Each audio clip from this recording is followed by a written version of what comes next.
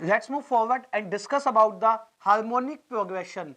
आगे बढ़ते हैं और बात करते हैं हार्मोनिक सीरीज की, और जिसको हम हार्मोनिक प्रोग्रेशन भी कह सकते हैं। हार्मोनिक प्रोग्रेशंस के रिगार्डिंग ज्यादा क्वेश्चंस हमसे वैसे भी नहीं पूछे जाते, और हार्मोनिक सीरीज को या एचपी को समझने के लिए जस्ट इतना याद रखिए कि जो नंबर्स, जो टर्म्स अरिथमेटिक सीरीज में होते हैं उनका रेसिप्रोकल हार्मोनिक सीरीज होती है।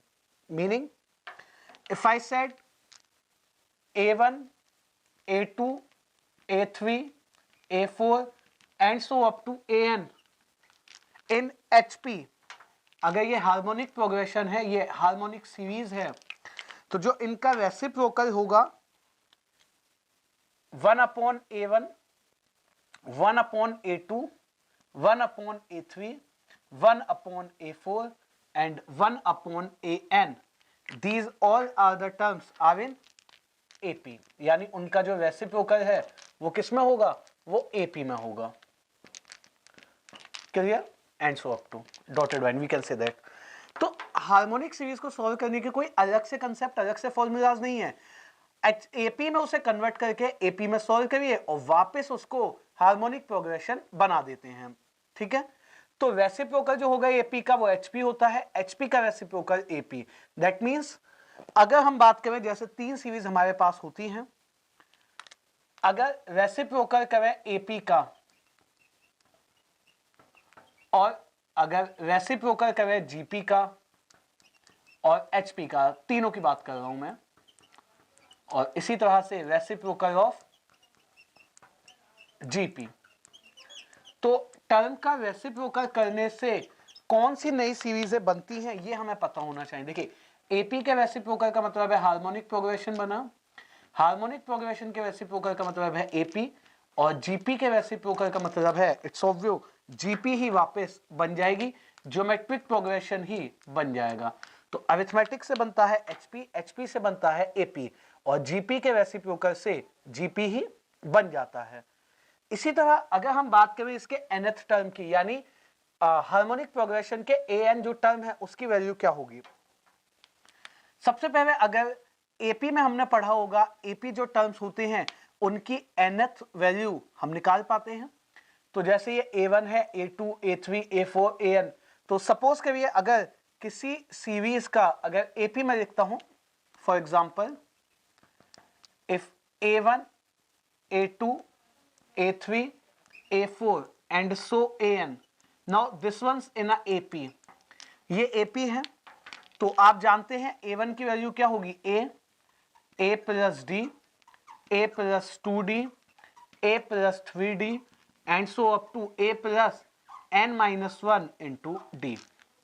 इनके रेसिप्रोकल्स अगर हम कर देते हैं तो वो सीरीज बन जाएगी HP, that means 1/a, 1/a plus d, 1/a plus 2d, 1/a plus 3d and so up to 1/a plus n-1 into d।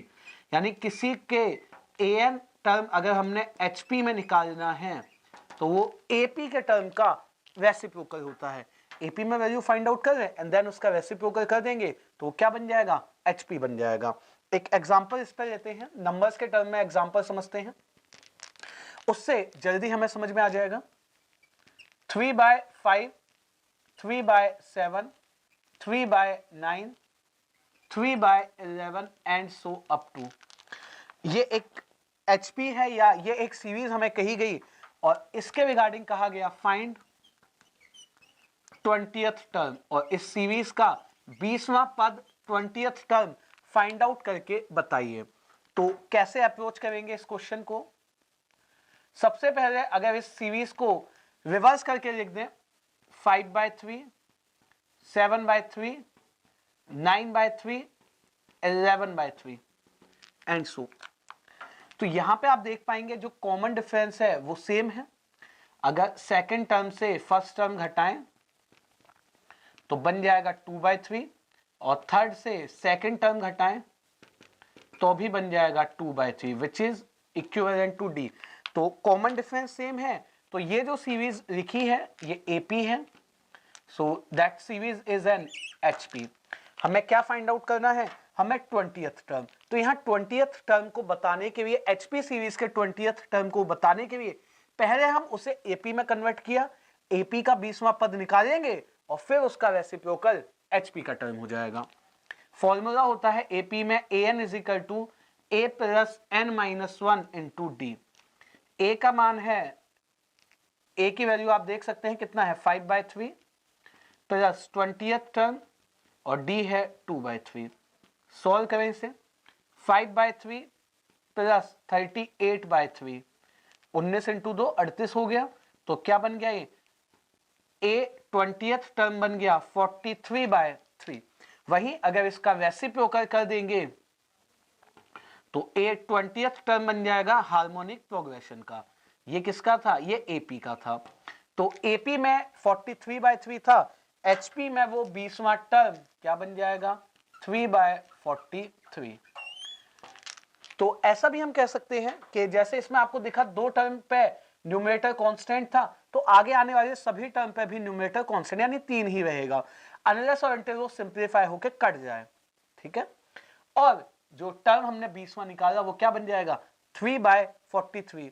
तो बेसिकली एचपी को सॉल्व करने के कोई और अलग कंसेप्ट यूज नहीं करते हैं।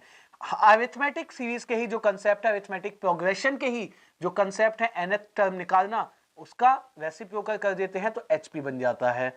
इसी तरह के बाकी कंसेप्ट में भी एपी बना के AP solve and then the reciprocal, it forms HP. तो आगे बढ़ते हैं और बात करते हैं, अगर हमें अरिथमेटिक सीरीज का मीन, ज्योमेट्रिक सीरीज का मीन और सिमिलर हार्मोनिक सीरीज का मीन निकालना हो तो क्या रिलेशन होगा।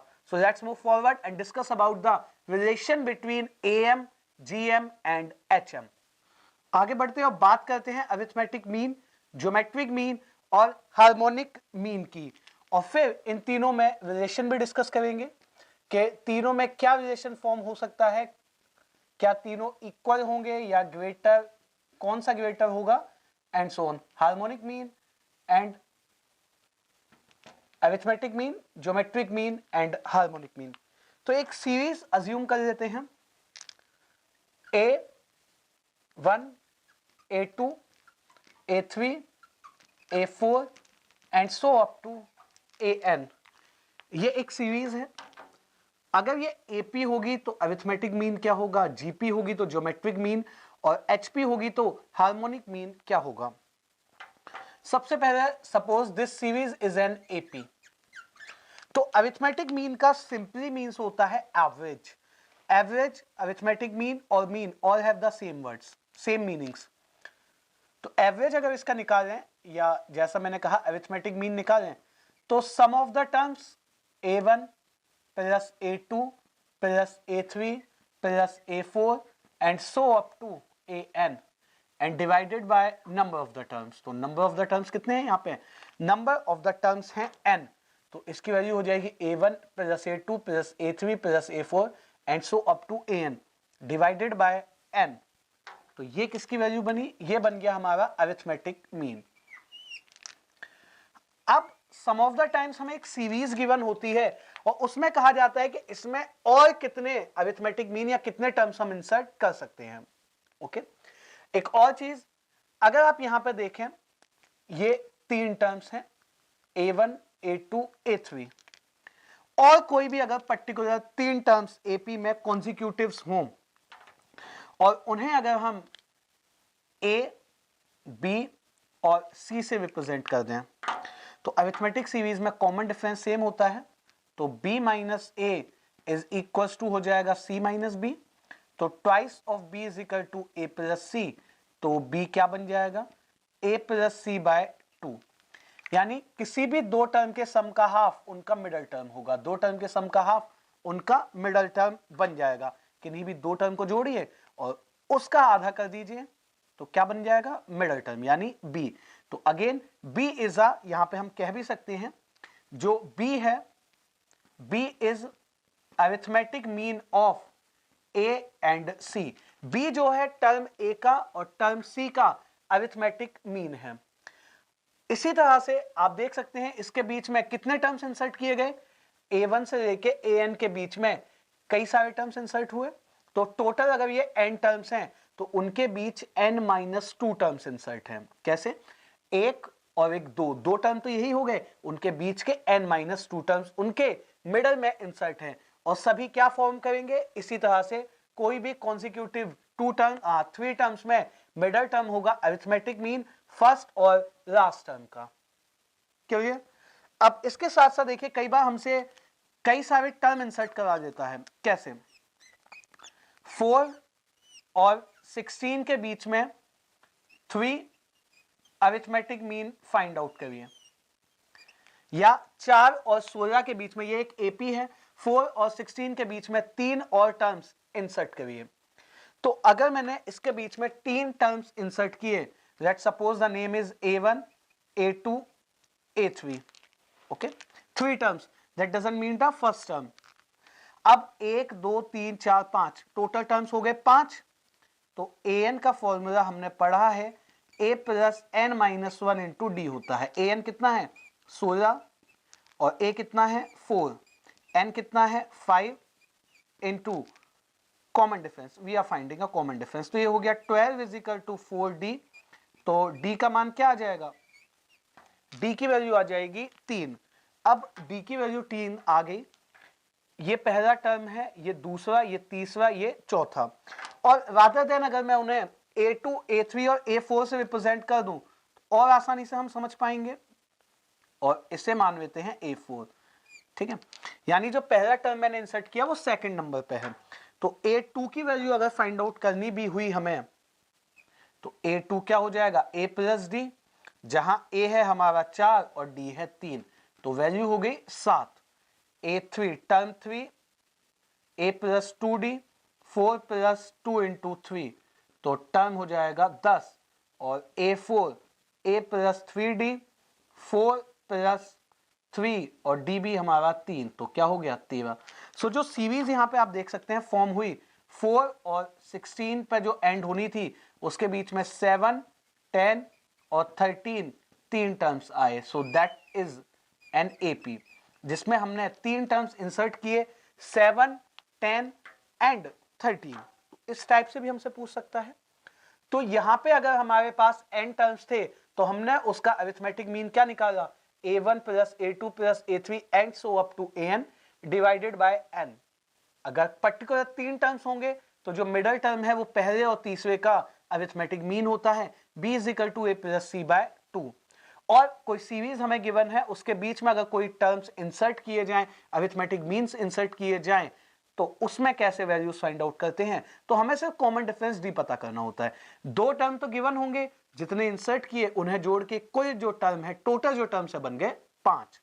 अब इसी टाइप से देखिए, पहले जीपी के लिए समझ एचपी के लिए समझ लेते हैं, बिकॉज इसका रेसिप्रोकल एचपी होगी, तो अंडरस्टैंडिंग आसानी से हम कर पाएंगे।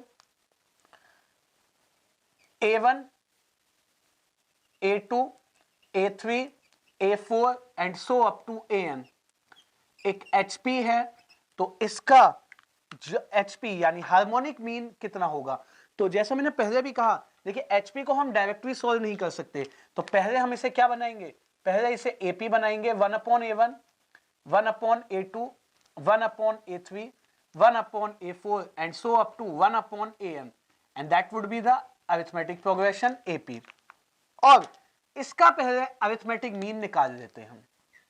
तो अरिथमेटिक मीन क्या होगा? Sum of the terms plus number of the terms, 1/A3, 1/A4 and so up to 1/AN divided by n। तो ये क्या हो गया इसका? ये हो गया इसका अरिथमेटिक मीन। n की वैल्यू भी इसके साथ मल्टीप्लायर्स है, यानी n/1 अगर मैं कहता हूं तो n सबसे ऊपर नहीं जाएगा, ठीक है। और इसको सिंप्लीफाई करके लिखें, am क्या हो जाएगा? 1/n, 1/A1 plus 1/A2 plus 1/A3 and so up to 1/AN। अब इसका रेसिप्रोकल कर दें तो हार्मोनिक मीन आ जाएगा 1, और ये कंप्लीट अरिथमेटिक मीन उसके denominator, A1 1/A2 1/A3 plus 1/A4 and so up to 1/AN। यानी अरिथमेटिक मीन निकाला और उसका जब हमने रेसिप्रोकल कर दिया तो वो क्या बन जाएगा? अरिथमेटिक मीन का रेसिप्रोकल हार्मोनिक मीन बन जाता है।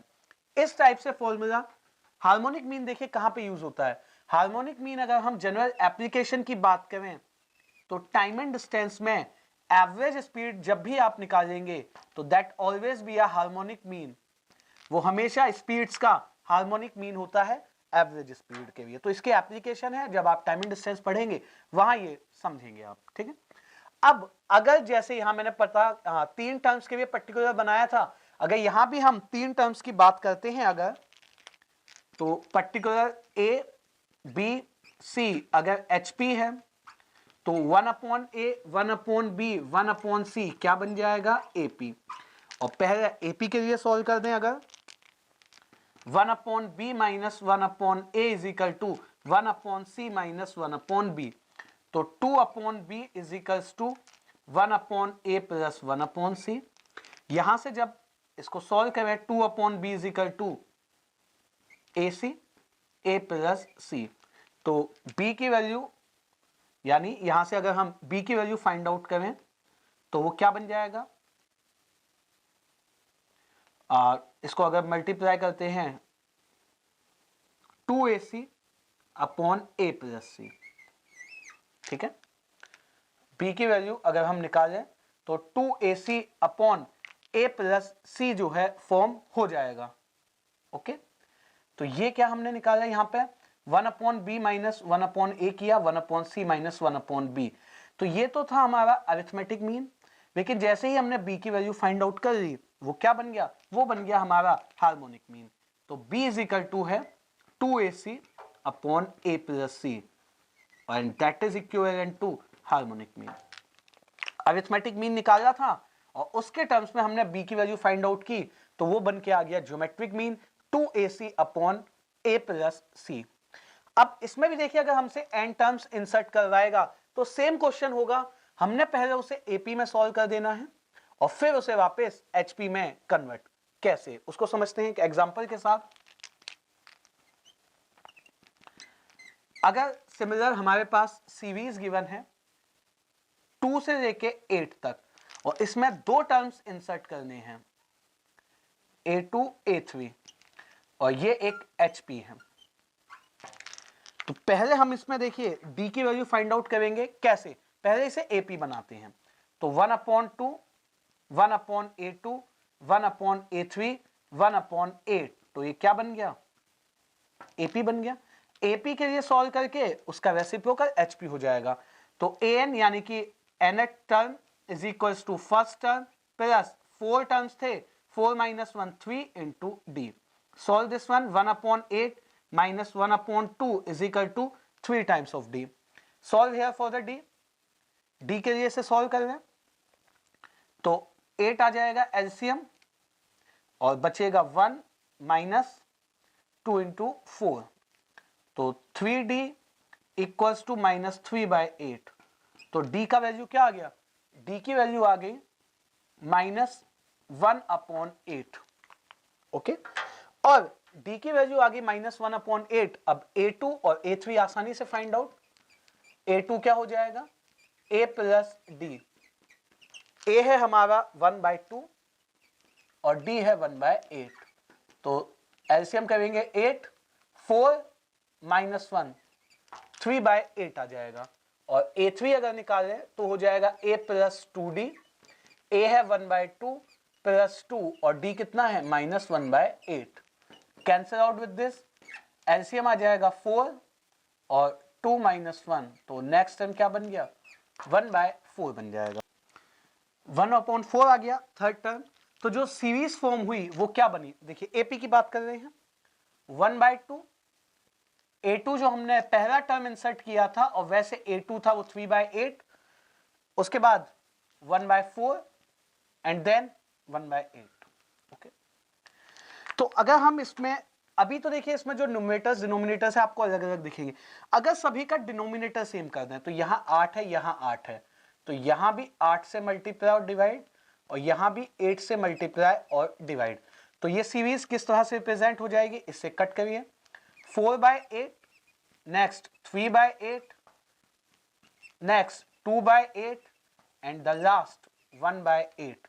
तो ये सीरीज जो चल रही है 4 3 2 1/8 दैट इज अ एपी, और इसका रेसिप्रोकल 8/4 8/3 8/2 8/1 वो बन जाएगी हमारी हार्मोनिक प्रोग्रेशन हार्मोनिक सीरीज। तो जो टर्म HP के जो हमने इंसर्ट किए उनका मान क्या है, पहला जो टर्म इंसर्ट किया और सीरीज का दूसरा पद, दूसरा टर्म जो इंसर्ट किया और सीरीज का तीसरा टर्म, इसको सॉल्व करके 4/1 लिख सकते हैं। सो ये हमने पढ़ा एपी और जीपी में अरिथमेटिक मीन और हार्मोनिक मीन, पहले n टर्म्स के लिए, फिर 3 टर्म्स के लिए, और फिर अगर नंबर ऑफ टर्म्स हमें इंसर्ट करने हो किसी सीरीज में उसे हमने समझा। इसके आगे बढ़ते हैं और बात करते हैं ज्योमेट्रिक मीन की n टर्म्स के लिए और 3 टर्म्स के लिए। So let's move forward to geometric mean, let's move forward and discuss about the geometric mean. आगे बढ़ते हैं, बात करते हैं ज्योमेट्रिक मीन की। तो एक सीरीज अज्यूम कर लेते हैं, A1 A2 A3 A4 and so up to AN, and this series is in a geometric progression GP। तो यहां पे अगर हमें देखिए ज्योमेट्रिक मीन निकालना हो तो नंबर ऑफ टर्म्स जो होते हैं उनको मल्टीप्लाई करते हैं। एपी और एचपी में कहीं ना कहीं एडिशन होती है, यहां मल्टीप्लाई, फिर उसको एक अंडर रूट में पुट करते हैं, एक सेट्स बनाते हैं, उसका ऑर्डर होगा जितने टर्म्स होते हैं। So that is a geometric mean of n terms. अगर पर्टिकुलर बात करें 3 टर्म्स के रिगार्डिंग A, B और C, तो B इनका ज्योमेट्रिक मीन है। तो अगर कॉमन रेशियो से बनाए तो second term upon first is equal to third upon second, ये R की वैल्यू होती थी, तो यहां से हम निकाल पाए B² is equal to AC, तो B क्या बन जाएगा, अंडर रूट AC। अब जो फॉर्मूला हमने ये पढ़ा, यहां पे अगर 2 टर्म्स आए A और C तो ये स्क्वायर रूट होगा, और जिस सेट्स के अंदर यानी कि जिस स्क्वायर रूट में, अंडर रूट में अगर कुछ भी ना लिखा हो that is a square root, तो वहां पे ये किसको शो करेगा, ये शो करेगा स्क्वायर रूट को। Okay, clear with this. अब इसी तरह से अगर हमें एक ज्योमेट्रिक सीरीज में कुछ टर्म्स इंसर्ट करने, आगे बढ़ते हो बात करते हैं अगर इसमें हमें ज्योमेट्रिक सीरीज में कुछ टर्म्स इंसर्ट करने हो। So let's take an example, if we have to insert 3 and 7 6 8, इसके बीच में अगर हमें 3 टर्म्स, ये ज्योमेट्रिक सीरीज है, 3 टर्म्स इसके बीच में अगर इंसर्ट करने हो, that series is a GP. तो कैसे स्टार्ट करेंगे, 3 पहला जो टर्म इंसर्ट किया A2 A3 A4 7 6 8, तो टोटल सीरीज में टर्म कितने बन गए, 5 बन गए। देखिए जितने हम इंसर्ट करते हैं उससे 2 ज्यादा, क्योंकि पहला और आखिरी हमें गिवन होता है। an का फॉर्मूला क्या होता है, a इंटू r की पावर n-1, an की वैल्यू है 7 6 8, a गिवन है 3, r फाइंडिंग आउट, n का मान है 5, 5 - 1, तो 7 6 8 को 3 से भाग दे देते हैं, r की पावर 4, तो बन जाएगा 3 इंटू 2 6, 5 15 एंड 6, तो 256, 4 की पावर 4 होता है, r की पावर 4। तो अगर दोनों की पावर सेम है तो इट्स ऑब्वियस बेस भी सेम रहा होगा, यानी r की वैल्यू हम फाइंड आउट कर पाए, 4 आ गई। अब A2 A3 और A4 की वैल्यूज हम निकाल सकते हैं। A2 कितना आ जाएगा, a इंटू r की पावर 1, a कितना है 3 और r की पावर 1 यानी 4, तो सेकंड टर्म जो बना इस सीरीज का वो बना 12। एंड इसी तरह से अगर A3 निकाल जाए, a इंटू r स्क्वायर, तो a की वैल्यू है 3, r की वैल्यू है 4, 4 का स्क्वायर 16, 16 इंटू 3 48, एंड जो तीसरा टर्म हमने जोड़ा इसमें इंसर्ट किया वो A4, a into r cube, तो a की वैल्यू है 3, r है 4, 4 का क्यूब 64 इंटू 3 192। तो जो सीरीज ये फॉर्म होगी वो क्या बनेगा, 3 12 48 192 और 768। ठीक है, तो ये वो जीपी सीरीज है जिसमें हमने ज्योमेट्रिक मीन सीखा, ज्योमेट्रिक मीन 3 टर्म्स के लिए सीखा और कुछ टर्म उसमें इंसर्ट किए। इसके आगे बात करते हैं, अगर हमें एएम जीएम और एचएम के बीच में रिलेशन बताना हो, relation between am GM and HM, तो ऑलवेज रिमेंबर जो AM होता है, अरिथमेटिक मीन जो होता है वो ग्रेटर देन इक्वल्स टू होता है ज्योमेट्रिक मीन के, ग्रेटर देन इक्वल्स टू होता है हार्मोनिक मीन के। ये एक जनरल कंडीशन है, जहां टर्म्स के रिगार्डिंग कुछ भी ना कहा गया हो तो जनरली हम याद रखेंगे arithmetic mean always greater than geometric mean, geometric mean always greater than harmonic mean. अब इसमें जो स्टैंडर्ड्स यानी कुछ जो स्पेशल कंडीशंस हैं वो क्या होती हैं? अरिथमेटिक मीन और ज्योमेट्रिक मीन और हार्मोनिक मीन इक्वल कब हो जाएंगे, और कब अरिथमेटिक मीन ज्योमेट्रिक मीन से बड़ा रहेगा और ये हार्मोनिक मीन से बड़ा रहेगा। देखिए जितनी भी ऑब्जर्वेशंस हैं, अगर सभी नंबर सभी ऑब्जर्वेशंस इक्वल हो जाएं, all observations are equal, meaning of this, जैसे हमने एपी में पढ़ा था, या A1 A2 A3 A4 up to AN, अगर सबकी वैल्यू सेम हो जाएगी तो अरिथमेटिक मीन, ज्योमेट्रिक मीन और हार्मोनिक मीन वो सभी इक्वल बन जाएंगे। किस कंडीशन में? जब ऑल ऑब्जर्वेशंस आर इक्वल। अगर एटलीस्ट एक ऑब्जर्वेशन डिफरेंट है, एक भी ऑब्जर्वेशन अगर डिफरेंट है तो क्या बन जाएगा? वो बन जाएगा AM greater than GM greater than HM। और इसके साथ साथ देखिए अगर हमें दो टर्म्स पता है, जैसे ABC, तीन टर्म्स अगर हमें पता है, एक सीरीज माननी हो, 3 टर्म्स गिवन है, उसमें AP, GP और HP मानना हो, तो देखिए वो टर्म्स की मिनिमम वैल्यू जहां हमें सीरीज अज्यूम करनी हो तो AP के लिए हमेशा फोकस करते हैं 2, 3, 4, GP के लिए 1, 2, 4 और HP के लिए 2, 3 और 6। तो यहां आप देख सकते हैं जो AP है पहली सीरीज, 2 और 4 का सम 6 का आधा 3, 1 और 4 की गुणा 4 √2, तो ये GP है। और HP क्या होता है? HP होता है B = 2AC, यानी 2 × 2 × 6 24 and divide by A + C, 2 और 6 8, तो बन जाएगा 3। तो कहीं भी अगर आपको तीन नंबर्स अज्यूम करने हो कि वो AP में हो, GP में हो और HP में, तो AP के लिए प्रेफर होते हैं 2, 3, 4, GP के लिए 1, 2, 4, HP के लिए 2, 3 और 6। तो इन नंबर्स को अज्यूम करके हम वहां पे AP, GP और HP अगर कहीं भी हमें नंबर्स अज्यूम करके सॉल्व करना है, we can prefer these numbers and solve this. AM, GM और HM में क्या याद रखेंगे? अरिथमेटिक मीन ज्योमेट्रिक मीन से बड़ा या equal, geometric mean harmonic mean से बड़ा या इक्वल, अगर नंबर्स के बीच कोई रिलेशन नहीं कहा। अगर सभी नंबर सभी ऑब्जर्वेशन इक्वल हैं तो तीनों इक्वल, एक भी ऑब्जर्वेशन अलग है तो AM greater than GM greater than HM। So these are the concepts on arithmetic series, arithmetic progression, geometric progression and harmonic progression. Let's move forward and discuss some more questions on these type of series. आगे बढ़ते हैं और बात करते हैं कुछ और questions की AP, GP और HP पे।